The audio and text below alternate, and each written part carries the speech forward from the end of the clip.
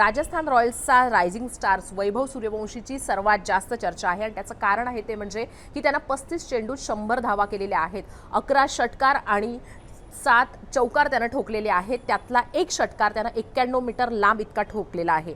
याच दिवशीची एक गोष्ट टाइम्स ऑफ इंडिया वर्तमानपत्रानं दिलेली आहे. मॅचच्या दिवशी सकाळी वैभव उठला आणि त्यानं त्याचे बालपणीचे जे कोच आहेत मनीष ओझा त्यांना फोन केला आणि काही माहिती घेतली.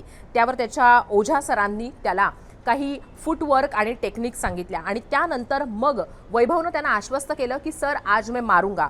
त्यावर मनीष ओझा सरांनी लागलीच त्याला टिप दिली की मारना पट विकेट मत डालना, इत्मीनान से खेलना और यशस्वी से बात करते रहना.